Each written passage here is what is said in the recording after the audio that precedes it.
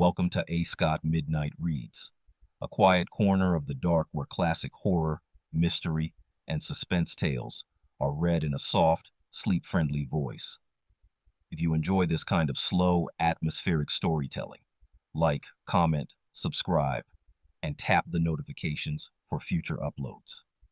And if, like me, you keep a sleep playlist, feel free to add this video to your nightly rotation. Thanks for listening. Tonight's story is The Premature Burial by Edgar Allan Poe, an obsessive examination of death and uncertainty, where the fear of entombment narrows the world to breath, darkness, and the relentless imagination. Settle in, let your thoughts drift, and let the dark do the rest. Good night. All night. For all nights. The Premature Burial, written by Edgar Allan Poe. There are certain themes of which the interest is all-absorbing, but which are too entirely horrible for the purposes of legitimate fiction. These the mere romanticist must eschew if he do not wish to offend or to disgust. They are with propriety handled only when the severity and majesty of truth sanctify and sustain them. We thrill, for example, with the most intense of pleasurable pain over the accounts of the passage of the Beresina, of the earthquake at Lisbon, of the plague at London, of the massacre of St. Bartholomew, or of the stifling of the 123 prisoners in the Black Hole at Calcutta. But in these accounts it is the fact, it is the reality, it is the history which excites. As inventions, we should regard them with simple abhorrence. I have mentioned some few of the more prominent and august calamities on record, but in these it is the extent not less than the character of the calamity which so vividly impresses the fancy. I need not remind the reader that, from the long and weird catalogue of human miseries, I might have selected many individual instances more replete with essential suffering than any of these vast generalities of disaster. The true wretchedness, indeed, the ultimate woe, is particular, not diffuse, that the ghastly extremes of agony are endured by man the unit, and never by man the mass. For this let us thank a merciful God. To be buried while alive is, beyond question, the most terrific of these extremes which has ever fallen to the lot of mere mortality. That it has frequently, very frequently so fallen will scarcely be denied by those who think. The boundaries which divide life from death are at best shadowy and vague. Who shall say where the one ends and where the other begins? We know that there are diseases in which occur total cessations of all the apparent functions of vitality, and yet in which these cessations are merely suspensions, properly so called. They are only temporary pauses in the incomprehensible mechanism. A certain period elapses, and some unseen, mysterious principle again sets in motion the magic pinions and the wizard wheels. The silver cord was not forever loosed, nor the golden bowl irreparably broken, but where meantime was the soul. Apart, however, from the inevitable conclusion, a priori that such causes must produce such effects, that the well-known occurrence of such cases of suspended animation must naturally give rise now and then to premature interments. Apart from this consideration, we have the direct testimony of medical and ordinary experience to prove that a vast number of such interments have actually taken place.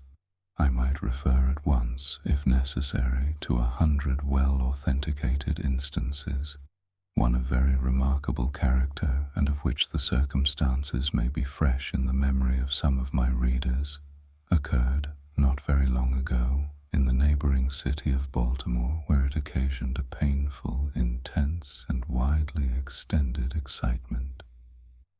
The wife of one of the most respectable citizens, a lawyer of eminence and a member of Congress, was seized with a sudden and unaccountable illness which completely baffled the skill of her physicians. After much suffering, she died, or was supposed to die. No one suspected indeed, or had reason to suspect, that she was not actually dead. She presented all the ordinary appearances of death. The face assumed the usual pinched and sunken outline. The lips were of the usual marble pallor. The eyes were lusterless. There was no warmth. Pulsation had ceased. For 3 days the body was preserved unburied, during which it had acquired a stony rigidity. The funeral, in short, was hastened on account of the rapid advance of what was supposed to be decomposition. The lady was deposited in her family vault, which for 3 subsequent years was undisturbed. At the expiration of this term it was opened for the reception of a sarcophagus, but alas, how fearful a shock awaited the husband who personally threw open the door. As its portals swung outwardly back, some white-apparelled object fell rattling within his arms. It was the skeleton of his wife in her yet unmoulded shroud. A careful investigation rendered it evident that she had revived within 2 days after her entombment, that her struggles within the coffin had caused it to fall from a ledge or shelf to the floor, where it was so broken as to permit her escape. A lamp which had been accidentally left full of oil within the tomb was found empty. It might have been exhausted, however, by evaporation. On the uttermost of the steps which led down into the dread chamber was a large fragment of the coffin, with which it seemed that she had endeavored to arrest attention by striking the iron door. While thus occupied, she probably swooned or possibly died through sheer terror, and in failing, her shroud became entangled in some ironwork which projected interiorly. Thus she remained, and thus she rotted erect. In the year 1810, a case of living inhumation happened in France, attended with circumstances which go far to warrant the assertion that truth is, indeed, stranger than fiction. The heroine of the story was a Mademoiselle Victorine Lafourcade, a young girl of illustrious family, of wealth and of great personal beauty. Among her numerous suitors was Julien Bossuet, a poor litterateur or journalist of Paris. His talents and general amiability had recommended him to the notice of the heiress, by whom he seems to have been truly beloved. But her pride of birth decided her finally to reject him and to wed a Monsieur Renel, a banker and a diplomatist of some eminence. After marriage, however, this gentleman neglected and, perhaps, even more positively ill-treated her. Having passed with him some wretched years, she died. At least her condition so closely resembled death as to deceive everyone who saw her.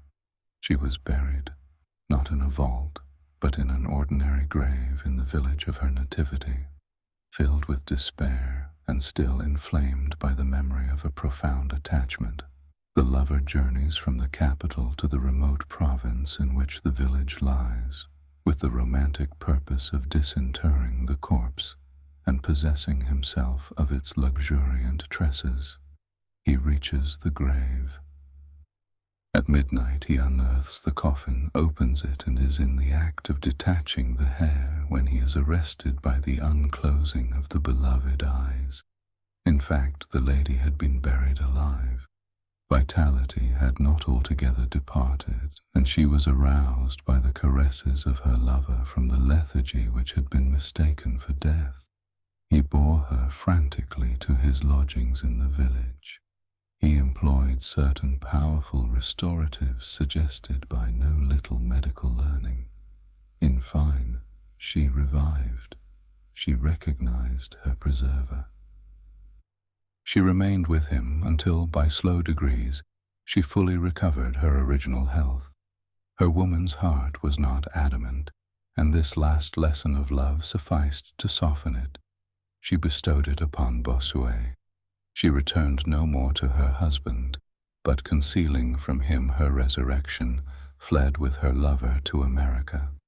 20 years afterward, the two returned to France, in the persuasion that time had so greatly altered the lady's appearance that her friends would be unable to recognize her. They were mistaken, however, for, at the first meeting, Monsieur Renelle did actually recognize and make claim to his wife.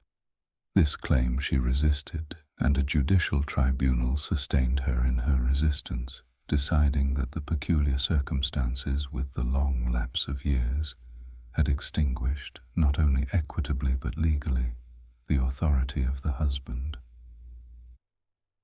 The Chirurgical Journal of Leipzig, a periodical of high authority and merit, which some American bookseller would do well to translate and republish, records in a late number a very distressing event of the character in question.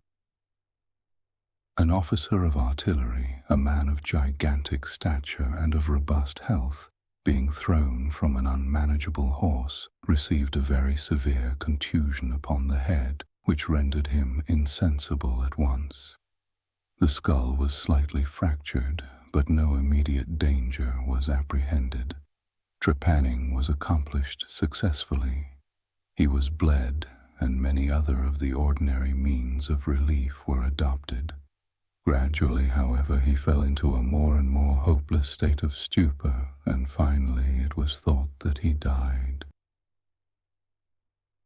The weather was warm, and he was buried with indecent haste in one of the public cemeteries. His funeral took place on Thursday. On the Sunday following, the grounds of the cemetery were, as usual, much thronged with visitors, and about noon an intense excitement was created by the declaration of a peasant that while sitting upon the grave of the officer, he had distinctly felt a commotion of the earth, as if occasioned by someone struggling beneath. At first, little attention was paid to the man's asseveration, but his evident terror and the dogged obstinacy with which he persisted in his story had at length their natural effect upon the crowd.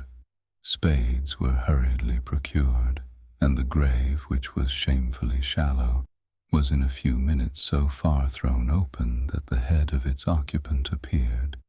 He was then seemingly dead, but he sat nearly erect within his coffin, the lid of which, in his furious struggles, he had partially uplifted. He was forthwith conveyed to the nearest hospital, and there pronounced to be still living, although in an asphytic condition. After some hours he revived, recognized individuals of his acquaintance, and in broken sentences spoke of his agonies in the grave. From what he related, it was clear that he must have been conscious of life for more than an hour, while inhumed, before lapsing into insensibility. The grave was carelessly and loosely filled with an exceedingly porous soil, and thus some air was necessarily admitted. He heard the footsteps of the crowd overhead, and endeavored to make himself heard in turn. It was the tumult within the grounds of the cemetery, he said, which appeared to awaken him from a deep sleep, but no sooner was he awake than he became fully aware of the awful horrors of his position. This patient, it is recorded, was doing well, and seemed to be in a fair way of ultimate recovery, but fell a victim to the quackeries of medical experiment. The galvanic battery was applied, and he suddenly expired in one of those ecstatic paroxysms which, occasionally, it superinduces.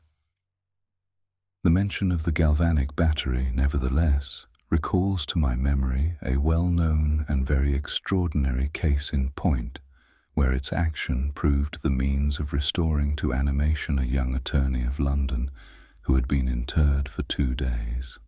This occurred in 1831, and created at the time a very profound sensation wherever it was made the subject of converse.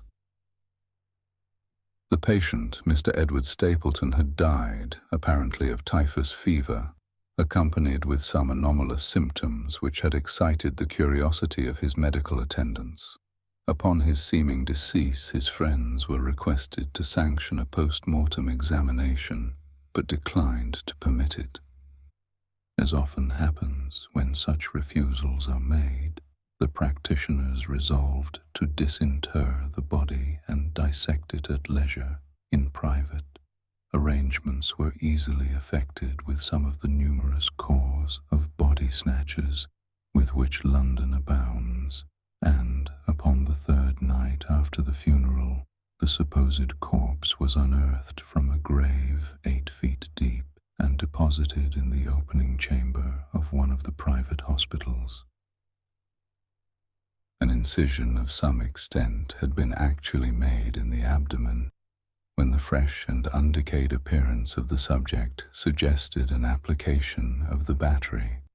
One experiment succeeded another, and the customary effects supervened, with nothing to characterize them in any respect, except, upon 1 or 2 occasions, a more than ordinary degree of lifelikeness in the convulsive action.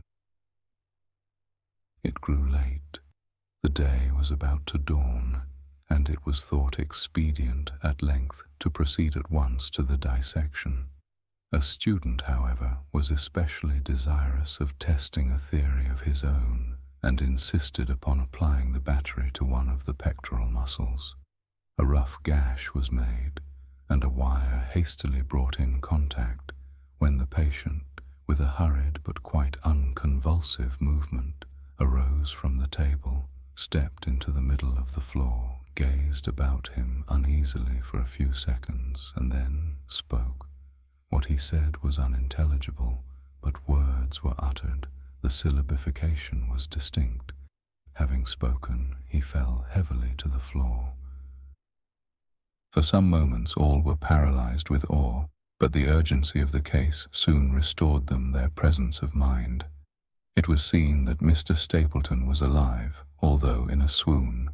Upon exhibition of ether he revived and was rapidly restored to health and to the society of his friends, from whom, however, all knowledge of his resuscitation was withheld, until a relapse was no longer to be apprehended. Their wonder, their rapturous astonishment, may be conceived. The most thrilling peculiarity of this incident, nevertheless, is involved in what Mr. S. himself asserts. He declares that at no period was he altogether insensible, that dully and confusedly he was aware of everything which happened to him, from the moment in which he was pronounced dead by his physicians to that in which he fell swooning to the floor of the hospital. "I am alive," were the uncomprehended words which, upon recognizing the locality of the dissecting room, he had endeavored in his extremity to utter. It were an easy matter to multiply such histories as these, but I forbear, for indeed we have no need of such to establish the fact that premature interments occur. When we reflect how very rarely, from the nature of the case, we have it in our power to detect them, we must admit that they may frequently occur without our cognizance. Scarcely, in truth, is a graveyard ever encroached upon for any purpose to any great extent, that skeletons are not found in postures which suggest the most fearful of suspicions. Fearful indeed the suspicion, but more fearful the doom. It may be asserted without hesitation that no event is so terribly well adapted to inspire the supremeness of bodily and of mental distress as is burial before death. The unendurable oppression of the lungs, the stifling fumes from the damp earth, the clinging to the death garments, the rigid embrace of the narrow house, the blackness of the absolute night, the silence like a sea that overwhelms, the unseen but palpable presence of the conqueror worm, these things, with the thoughts of the air and grass above, with memory of dear friends who would fly to save us if but informed of our fate, and with consciousness that of this fate they can never be informed, that our hopeless portion is that of the really dead, these considerations, I say, carry into the heart, which still palpitates, a degree of appalling and intolerable horror from which the most daring imagination must recoil. We know of nothing so agonizing upon earth. We can dream of nothing half so hideous in the realms of the nethermost hell, and thus all narratives upon this topic have an interest profound, an interest nevertheless which through the sacred awe of the topic itself, very properly and very peculiarly depends upon our conviction of the truth of the matter narrated. What I have now to tell is of my own actual knowledge, of my own positive and personal experience. For several years I had been subject to attacks of the singular disorder which physicians have agreed to term catalepsy, in default of a more definitive title, although both the immediate and the predisposing causes and even the actual diagnosis of this disease are still mysterious. Its obvious and apparent character is sufficiently well understood. Its variations seem to be chiefly of degree. Sometimes the patient lies, for a day only, or even for a shorter period, in a species of exaggerated lethargy. He is senseless and externally motionless, but the pulsation of the heart is still faintly perceptible. Some traces of warmth remain, a slight color lingers within the center of the cheek, and upon application of a mirror to the lips, we can detect a torpid, unequal, and vacillating action of the lungs. Then again the duration of the trance is for weeks, even for months, while the closest scrutiny and the most rigorous medical tests fail to establish any material distinction between the state of the sufferer and what we conceive of absolute death. Very usually he is saved from premature interment solely by the knowledge of his friends that he has been previously subject to catalepsy, by the consequent suspicion excited, and, above all, by the non-appearance of decay. The advances of the malady are luckily gradual. The first manifestations, although marked, are unequivocal. The fits grow successively more and more distinctive, and endure each for a longer term than the preceding. In this lies the principal security from inhumation. The unfortunate whose first attack should be of the extreme character which is occasionally seen would almost inevitably be consigned alive to the tomb. My own case differed in no important particular from those mentioned in medical books. Sometimes, without any apparent cause, I sank little by little into a condition of semi-syncope or half-swoon, and in this condition, without pain, without ability to stir, or, strictly speaking, to think, but with a dull, lethargic consciousness of life and of the presence of those who surrounded my bed, I remained until the crisis of the disease restored me suddenly to perfect sensation. At other times I was quickly and impetuously smitten. I grew sick and numb and chilly and dizzy, and so fell prostrate at once. Then for weeks all was void and black and silent, and nothing became the universe. Total annihilation could be no more. From these latter attacks I awoke, however, with a gradation slow in proportion to the suddenness of the seizure.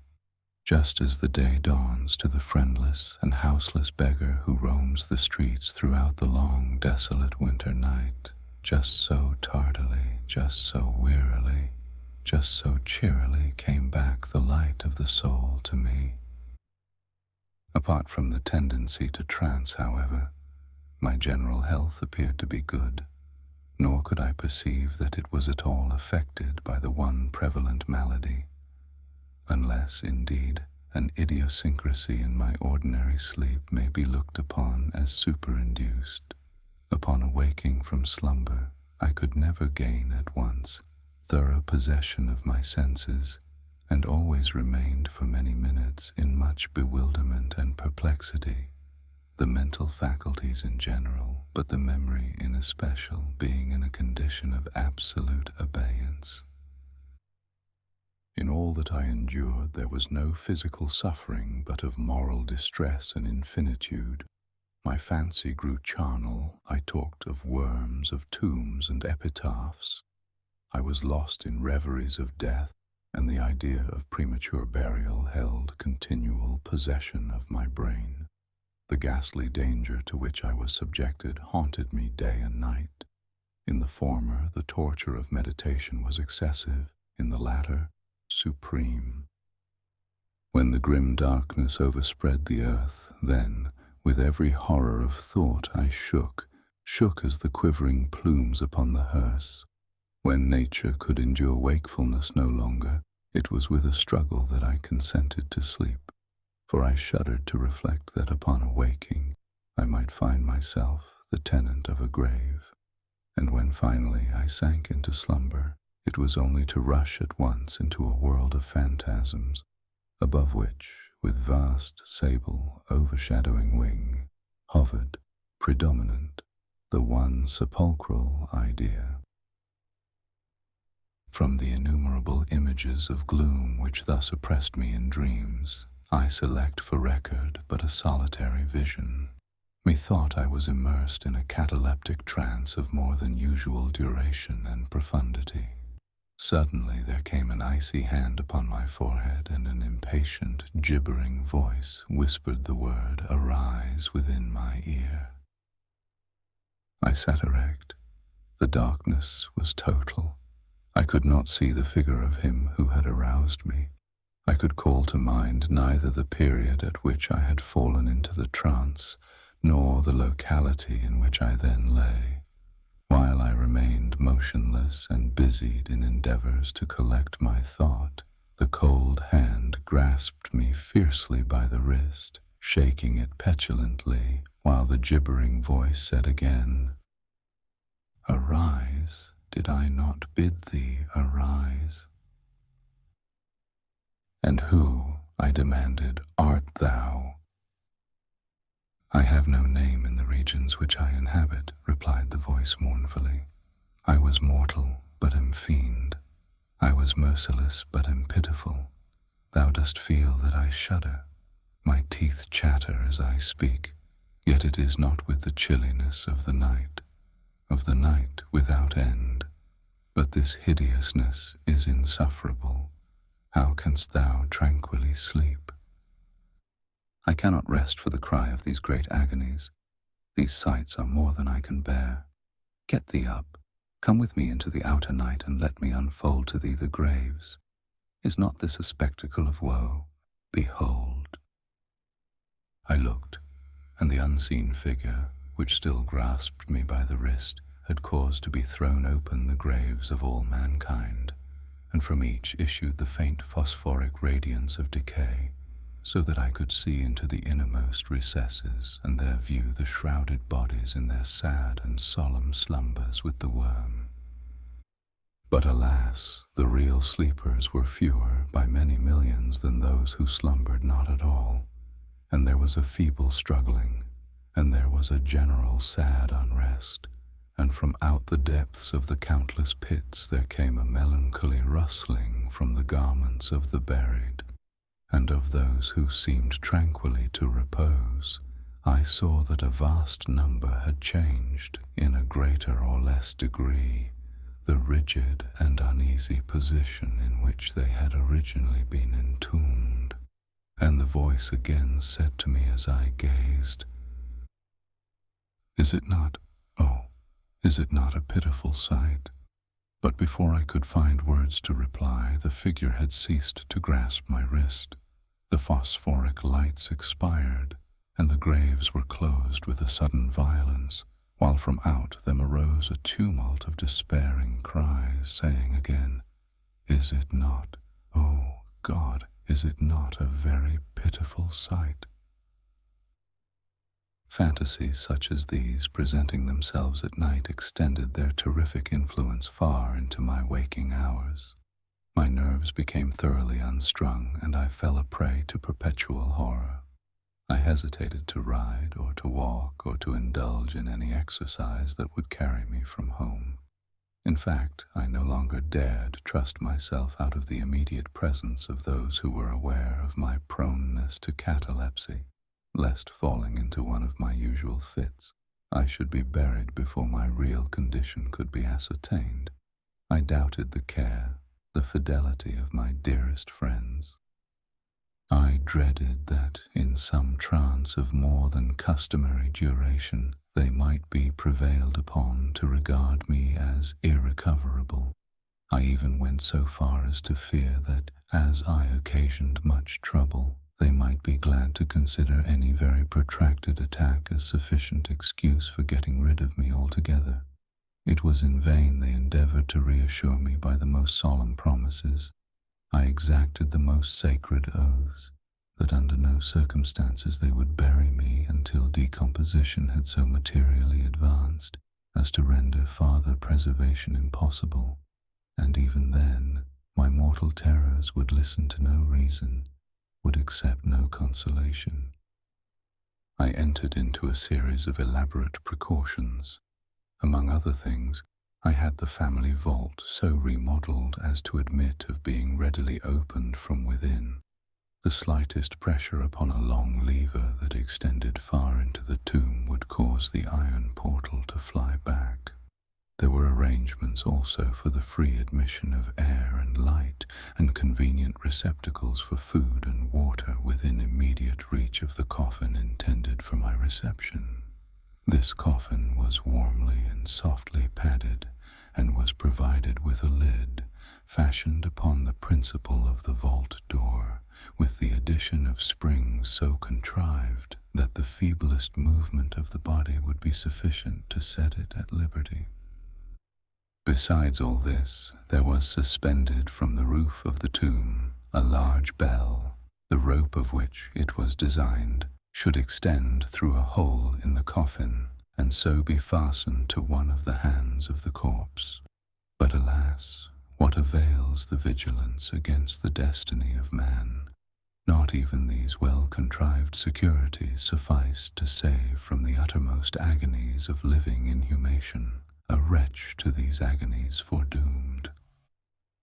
There arrived an epoch, as often before there had arrived, in which I found myself emerging from total unconsciousness into the first feeble and indefinite sense of existence. Slowly, with a tortoise gradation, approached the faint grey dawn of the cycle day, a torpid uneasiness, an apathetic endurance of dull pain, no care, no hope, no effort. Then, after a long interval, a ringing in the ears. Then, after a lapse still longer, a prickling or tingling sensation in the extremities. Then a seemingly eternal period of pleasurable quiescence, during which the awakening feelings are struggling into thought. Then a brief resinking into non-entity. Then a sudden recovery. At length the slight quivering of an eyelid, and immediately thereupon an electric shock of a terror, deadly and indefinite, which sends the blood in torrents from the temples to the heart. And now the first positive effort to think, and now the first endeavor to remember, and now a partial and evanescent success, and now the memory has so far regained its dominion that in some measure I am cognizant of my state. I feel that I am not awaking from ordinary sleep. I recollect that I have been subject to catalepsy, and now, at last, as if by the rush of an ocean, my shuddering spirit is overwhelmed by the one grim danger, by the one spectral and ever-prevalent idea. For some minutes after this fancy possessed me, I remained without motion. And why? I could not summon courage to move. I dared not make the effort which was to satisfy me of my fate. And yet there was something at my heart which whispered me it was sure. Despair, such as no other species of wretchedness ever calls into being, despair alone urged me, after long irresolution, to uplift the heavy lids of my eyes. I uplifted them. It was dark, all dark. I knew knew that the fit was over. I knew that the crisis of my disorder had long passed. I knew that I had now fully recovered the use of my visual faculties, and yet it was dark, all dark, the intense and utter raylessness of the night that endureth for evermore. I endeavored to shriek, and my lips and my parched tongue moved convulsively together in the attempt, but no voice issued from the cavernous lungs, which, oppressed as if by the weight of some incumbent mountain, gasped and palpitated with the heart at every elaborate and struggling inspiration. The movement of the jaws in this effort to cry aloud showed me that they were bound up, as is usual with the dead. I felt, too, that I lay upon some hard substance, and by something similar my sides were also closely compressed. So far I had not ventured to stir any of my limbs, but now I violently threw up my arms, which had been lying at length with the wrists crossed. They struck a solid wooden substance which extended above my person at an elevation of not more than 6 inches from my face. I could no longer doubt that I reposed within a coffin at last. And now, amid all my infinite miseries, came sweetly the cherub hope, for I thought of my precautions. I writhed and made spasmodic exertions to force open the lid. It would not move. I felt my wrists for the bell rope. It was not to be found. And now the comforter fled forever, and a still sterner despair reigned triumphant, for I could not help perceiving the absence of the paddings which I had so carefully prepared. And then, too, there came suddenly to my nostrils the strong, peculiar odor of moist earth. The conclusion was irresistible. I was not within the vault. I had fallen into a trance while absent from home, while among strangers. When or how I could not remember, and it was they who had buried me as a dog, nailed up in some common coffin, and thrust deep, deep, and forever into some ordinary and nameless grave. As this awful conviction forced itself, thus, into the innermost chambers of my soul, I once again struggled to cry aloud, and in this second endeavor I succeeded. A long, wild, and continuous shriek or yell of agony resounded through the realms of the subterranean night. "Hillo, hillo there," said a gruff voice in reply. "What the devil's the matter now?" said a second. "Get out of that," said a third. "What do you mean by yowling in that air kind of style like a cattymount?" said a fourth. And hereupon I was seized and shaken without ceremony for several minutes by a junto of very rough-looking individuals.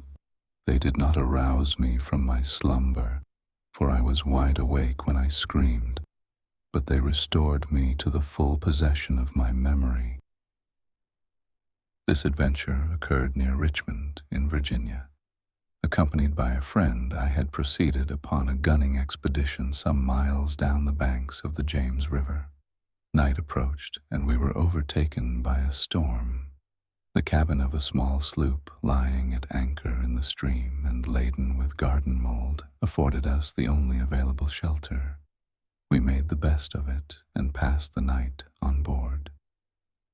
I slept in one of the only 2 berths in the vessel, and the berths of a sloop of 60 or 20 tons need scarcely be described. That which I occupied had no bedding of any kind. Its extreme width was 18 inches. The distance of its bottom from the deck overhead was precisely the same. I found it a matter of exceeding difficulty to squeeze myself in.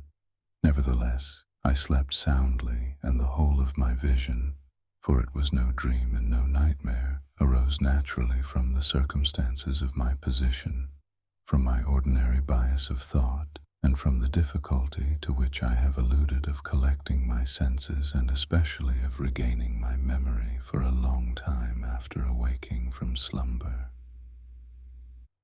The men who shook me were the crew of the sloop, and some laborers engaged to unload it. From the load itself came the earthly smell. The bandage about the jaws was a silk handkerchief in which I had bound up my head in default of my customary nightcap. The tortures endured, however, were indubitably quite equal for the time to those of actual sepulture. They were inconceivably hideous, but out of evil proceeded good, for their very excess wrought in my spirit an inevitable revulsion. My soul acquired tone, acquired temper. I went abroad. I took vigorous exercise. I breathed the free air of heaven. I thought upon other subjects than death. I discarded my medical books. Buchan I burned. I read no night thoughts, no fustian about churchyards, no bugaboo tales such as this. In short, I became a new man and lived a man's life. From that memorable night I dismissed forever my charnel apprehensions, and with them vanished the cataleptic disorder, of which perhaps they had been less the consequence than the cause. There are moments when, even to the sober eye of reason, the world of our sad humanity may assume the semblance of a hell, but the imagination of man is no Carathis to explore with impunity its every cavern. Alas, the grim legion of sepulchral terrors cannot be regarded as altogether fanciful, but like the demons in whose company Afrasiab made his voyage down the Oxus, they must sleep, or they will devour us. They must be suffered to slumber, or we perish.